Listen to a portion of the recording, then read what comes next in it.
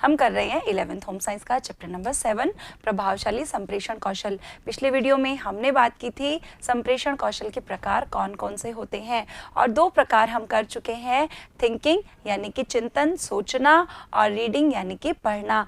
आज के वीडियो में हम बात करेंगे लेखन यानी कि राइटिंग यानी कि लिखना। तो आइए शुरू करते हैं हमारा चैप्टर। देखिए ये जो लिखना है, राइटिंग है, ये कभी कभी जो कम्युनिकेशन है उसका सबसे अच्छा तरीका सिद्ध होता है। यानी समटाइम्स ऐसा लगता है कि जो राइटिंग है वो बेस्ट वे है कम्युनिकेशन का, और कई बार तो किसी का संदेश प्राप्त करने का यानी किसी का मैसेज अगर हमें रिसीव करना है तो एकमात्र यानी एक सिंगल तरीका यही होता है, क्या? लिखना। फॉर एग्जाम्पल, आप किसी व्यक्ति का, आपके पास फ़ोन नंबर नहीं है, आप उससे मिल नहीं सकते, या वो व्यक्ति कहीं बाहर है ना, आपके पास उसका ईमेल आईडी है या आप उसको पोस्ट से कुछ भेज सकते हैं, तो उस वक्त आपके पास केवल और केवल एक विकल्प है, क्या? लिखना यानी कि राइटिंग।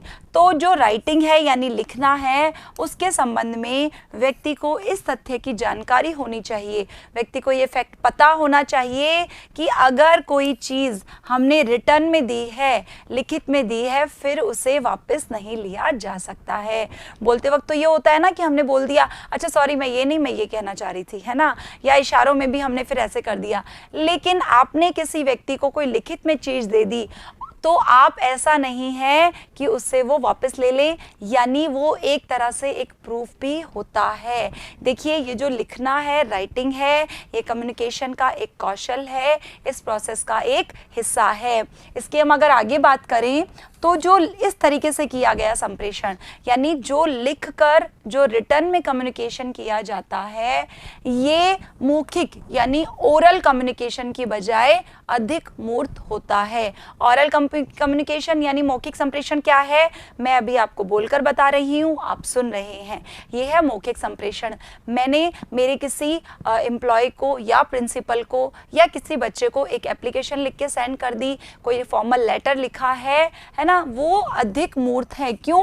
क्योंकि इसमें जो त्रुटियां हैं और गलतियां हैं उनके लिए बहुत कम गुंजाइश होती है। मैं जो कहना चाहती हूँ मैंने वो लिख दिया और स्टूडेंट ने या प्रिंसिपल ने उसे उसी अर्थ में समझ लिया, तो इसमें गलतियों की और त्रुटियों की गुंजाइश बहुत कम होती है। लेखन के माध्यम से जो लोग संप्रेषण करते हैं, जो लिखने के माध्यम से अपनी बातचीत करते हैं, अपना कम्युनिकेशन करते हैं, उनके समक्ष भी न्यू चैलेंजेस आते हैं, नई चुनौतियां आती हैं। आपको ऐसा लगता होगा ना, वाओ ये कम्युनिकेशन का प्रोसेस बहुत अच्छा है, ये कौशल बहुत अच्छा है, ये स्किल बहुत अच्छी है। क्यों? क्योंकि मैम बता रही हैं कि इसमें तो त्रुटियों की, गलतियों की कोई संभावना नहीं है। लेकिन इसमें न्यू चैलेंजेस क्या है?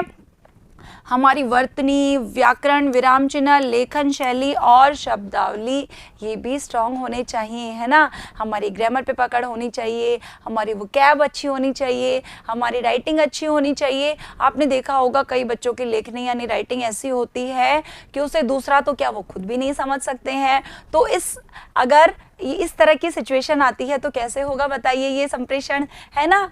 तो सारी की सारी ये चीज़ें इसमें एक चैलेंज है। आपके वोकैब, आपके ग्रामर, आपकी राइटिंग, आपकी स्टाइल, सब पर आपकी एक अच्छी पकड़ होना बहुत ज़रूरी है, फिर चाहे वो कोई भी भाषा क्यों ना हो।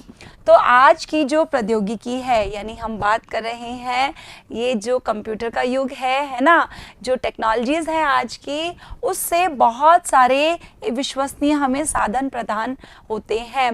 देखिए बहुत सारे रिलायबल सोर्सेज ऐसे आ गए हैं। एक छोटा सा एग्जांपल है, आपने देखा होगा आप फ़ोन पे जब भी कुछ टाइप कर रहे हैं या कंप्यूटर पे कुछ टाइप कर रहे हैं तो उसमें auto correct, spelling check, grammar check एक ऑप्शंस होते हैं जिससे आपको बहुत सारी स्पेलिंग नहीं आती फिर भी वो करेक्ट आप कर लेते हैं। ग्रामर में आप कंफ्यूज हैं, वहाँ से भी करेक्शन हो जाता है। एक बहुत अच्छा फीचर है ना ये टेक्नोलॉजी का। तो क्या होता है, बहुत सारे हमें ऐसे साधन प्राप्त होते हैं जो ज्ञापन पत्र अथवा प्रस्ताव आदि औपचारिक लेखन को बहुत अधिक आसान बना देते हैं। आपको किसी को कोई प्रपोजल भेजना है, कोई लेटर है ना, कुछ भी है, उसमें फॉर्मेट भी दिया होता है, उसमें बहुत सारे ऐसे ऑप्शंस होते हैं जो आपकी राइटिंग को बहुत ज़्यादा इजी बना देते हैं। जिसकी अभी मैंने बात की थी ना, स्पेलिंग चेक और ग्रामर चेक, इसी की ये बात है, वर्तनी जांच और व्याकरण जांच। ये होता है ना हमारे कंप्यूटर में ऑप्शन, हमारे फ़ोन में भी होता है। अगर आपको नहीं पता तो इसे आज ही जानने की कोशिश कीजिएगा कि ये कौन सा ऑप्शन है, क्योंकि ये आपकी राइटिंग को बहुत ज़्यादा इजी बना देता है। तो देखिए, जितने भी स्टूडेंट्स हैं उनके लिए ये जो कौशल है, ये जो स्किल है, वो परीक्षाओं में निबंध, नियत कार्य, औपचारिक पत्र और वर्णनात्मक उत्तर लिखने में उपयोगी सिद्ध होते हैं। क्योंकि देखिए, आपके जितने भी एग्ज़ाम होते हैं, हालांकि कुछ ऑरल होते हैं लेकिन आपके रिटन एग्ज़ाम बहुत ज़्यादा होते हैं, तो आपके जितने भी असाइनमेंट हैं, लेटर हैं, आपके डिस्क्रिप्टिव आंसर्स हैं, उनमें ये जो कौशल है, आपका ये जो स्किल है, आपकी बहुत ज़्यादा मदद करती है। जो बच्चे लिखने में एक्सपर्ट होते हैं उनके मार्क्स भी बहुत अच्छे आते हैं।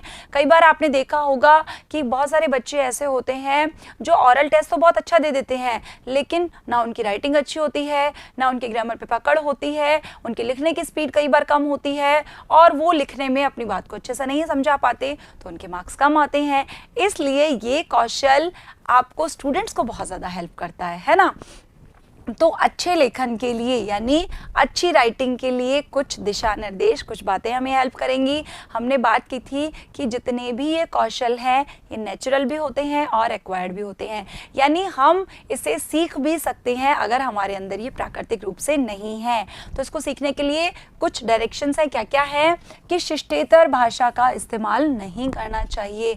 देखिए, जब भी हम राइटिंग कर रहे हैं, लिख रहे हैं, तो हमें कोशिश करनी चाहिए जो स्लैंग वर्ड्स हैं उनका हम यूज़ ना करें। जैसे आपकी बुक में भी कुछ एग्जाम्पल दिए हुए हैं कि बच्चों के स्थान पर हम कुछ लिख रहे हैं और हमें बच्चों लिखना है, और बच्चों की बजाय हमने लिख दिया छौना या मेमना, या इंग्लिश की हम बात करें तो हमने चिल्ड्रन के स्थान पे लिख दिया किड्स। तो हमें कोशिश करनी चाहिए कि शिष्टेतर जो भाषा है, जो स्लैंग वर्ड्स हैं, उनका हमें उपयोग कम से कम करना चाहिए राइटिंग में। स्पोकन में तो फिर भी चल जाता है, लेकिन फॉर्मल में हमें ध्यान रखना चाहिए कि स्लैंग वर्ड्स का यूज़ हम ना करें। उसके बाद है संक्षिप्तियों अथवा संक्षिप्त शब्दों के प्रयोग का प्रयास ना करें, यानी कि एब्रिविएशन। आपने देखा होगा, हमें अपार्टमेंट पूरा लिखना है और हमने समय बचाने के लिए या अपना थोड़ा सा परिश्रम बचाने के लिए हमने उसको इस तरह से लिख दिया है ना, या इसको इस तरह से लिख दिया। आपने देखा होगा बहुत सारी जगह पे गवर्नमेंट के लिए इस तरह से लिख दिया जाता है। तो राइटिंग में हमें ये ध्यान रखना चाहिए कि इस तरह की संक्षिप्तियों का, इस तरह की एब्रिविएशन का यूज़ नहीं करना चाहिए। और कौन कौन सी सावधानियां रखनी चाहिए हमें? जहां तक संभव हो प्रतीकों का, यानी सिंबल्स का यूज़ नहीं करना चाहिए। ऐसा नहीं है कि हम सिंबल्स का यूज़ नहीं करेंगे, लेकिन कब करेंगे? अगर बात आ रही है लेखन विज्ञान की, मैथ की, टेक्निकल किसी सब्जेक्ट की, साइंस की, है ना, वहाँ पर हम सिंबल्स का यूज़ कर सकते हैं। क्योंकि फिजिक्स, केमिस्ट्री वगैरह बहुत सारे ऐसा सब्जेक्ट हैं जहाँ सिंबल्स के बिना काम नहीं चलता, तो वहाँ हम सिंबल्स का यूज़ कर सकते हैं। या हम कुछ ऐसे सिंबल्स का यूज़ कर सकते हैं जो बहुत ज़्यादा जाने पहचाने जाते हैं, है ना। ऐसा नहीं है कि उनकी समझ किसी को नहीं होती है। जैसे फॉर एग्जाम्पल, एंड के लिए आपने देखा होगा इस तरह के सिंबल का हमने यूज़ कर लिया, अब ये लगभग सबको पता होता है।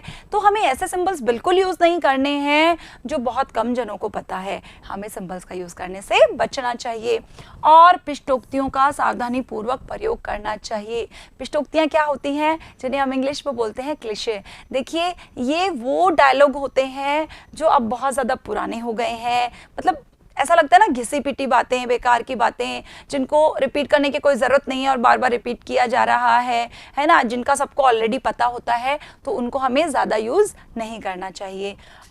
कोई भी व्यक्ति है, किसी कंपनी का नाम है, और जो शब्द हैं उनकी हमें वर्तनी है, उनकी जो स्पेलिंग है बिल्कुल सही सही लिखनी चाहिए। आपने देखा होगा ना, बहुत सारे जोक्स है ना, स्पेलिंग में ज़रा से भी मिस्टेक हो गई इधर से उधर तो अर्थ का अनर्थ हो जाता है। हिंदी में भी और इंग्लिश में ऐसे बहुत सारे जोक्स आपको भी पता होंगे, है ना। तो ये हमें बातें ध्यान में रखनी चाहिए लिखते वक्त। और क्या ध्यान में रखना है हमें? अगर हम लिख रहे हैं और 10 से अंक कोई संख्या है तो हमें क्या करना चाहिए? उसको शब्दों में व्यक्त करना चाहिए, यानी हमें इस तरह से लिखना है अगर 10 से कम है तो, है ना। अथवा हमें वाक्य का आरंभ किस तरह से करना चाहिए, देखिए हमें यहाँ लिखवाया भी हुआ है, कोई सेंटेंस है कि 10 वर्ष पहले मेरी बहन और मैं जयपुर में रहते थे, तो हमने यहाँ पे इसको यूज़ किया है, इस सिंबल को यूज़ नहीं किया है। और अगर 10 अथवा 10 से अधिक है तब हम क्या करते हैं, अब हम इसको आंकड़ों के रूप में व्यक्त कर लेते हैं। जैसे अगर बात आई 15 की तो हमने अब इस तरह से लिख सकते हैं। ये कुछ छोटी छोटी बातें हैं जो हमें लिखते वक्त ध्यान में रखनी चाहिए। ये क्वेश्चन आपसे पूछा जा सकता है घुमा फिरा के कि अगर आप कुछ लिख रहे हैं तो आपको कौन कौन सी बातों का ध्यान रखना है, क्योंकि लिखना भी तो एक कम्युनिकेशन का प्रोसेस है, एक हमारा कौशल है ना। समुचित विराम चिन्हों का प्रयोग करना चाहिए, जहाँ पर विराम चिन्हों की ज़रूरत है, पंक्चुएशन मार्क्स की ज़रूरत है, वहाँ पर यूज़ करना चाहिए, नहीं तो कोई भी अर्थ का अनर्थ हो जाता है। आपने देखा होगा ना, एक हम छोटे से थे तब से सुनने में आया हुआ है, दिल्ली में कुत्ता बीमार है, कुतुब मीनार की जगह, है ना। तो जहाँ पर भी विराम चिन्हों का प्रयोग करना चाहिए वहाँ बहुत ज़रूरी है। अपने वाक्यों को छोटा रखें। देखिए लिखते वक्त कोशिश ये करनी चाहिए कि हमारे जो सेंटेंसेस हैं जितने छोटे हों उतना ज़्यादा अच्छा होगा। क्यों? क्योंकि छोटे वाक्यों में गलती होने के चांसेस, मिस्टेक्स के चांसेस, ग्रामर में किसी मिस्टेक के चांसेस और विराम चिन्हों के जो मिस्टेक्स हैं उनके चांसेस काफ़ी कम होते हैं। इसलिए कोशिश करनी चाहिए कि आपके जितने भी सेंटेंसेस हों वो थोड़े से छोटे हों। तो अब वक्त हो चला है हमारी एक्टिविटी का। ये है हमारी एक्टिविटी नंबर 2। देखिए मैं आपको बीच बीच में एक्टिविटीज़ इसलिए देती हूँ ताकि आपका इंटरेस्ट भी बना रहे और वो लेसन आपको और अच्छे से समझ में आ जाए। तो आज की हमारी एक्टिविटी क्या है, आपको कुछ नमूने एकत्रित करने हैं, कुछ सैंपल कलेक्ट करने हैं। बहुत ईजी है। देखिए कोई भी वैज्ञानिक लेखन यानी किसी भी मैगजीन से, आप किसी भी अपनी बुक से, है ना, कोई साइंटिफिक लेख है आप उसको कलेक्ट करना है। नर्सरी स्कूल में सुनाई जाने वाली कहानियाँ, ये तो बहुत इजी है, इसका एक सैंपल कलेक्ट करना है। किसी भी मैगजीन में कोई अगर स्टोरी है उसको कलेक्ट करना है। और समाचार पत्र यानी न्यूज़पेपर में जो संपादकीय होता है उसको अगर आप नहीं पढ़ते तो ज़रूर पढ़िए, आपके लिए न्यूज़पेपर पढ़ना बहुत ज़रूरी है ना। तो इन चारों चीज़ों को आपको कलेक्ट करना है। अब आपको ये देखना है कि ये जो चारों चीज़ें आपने कलेक्ट की हैं इनकी राइटिंग में अलग अलग शैलियों का, अलग अलग लेखन शैलियों का इस्तेमाल किया गया है, तो उसमें क्या डिफरेंस है इसका आपको अध्ययन करना है, इसी की आपको स्टडी करनी है। तो ये था हमारा लेखन। मिलते हैं अगले वीडियो में इसके अगले प्रकार की ओर जो कि है श्रवण यानी कि लिसनिंग। तब तक के लिए थैंक यू।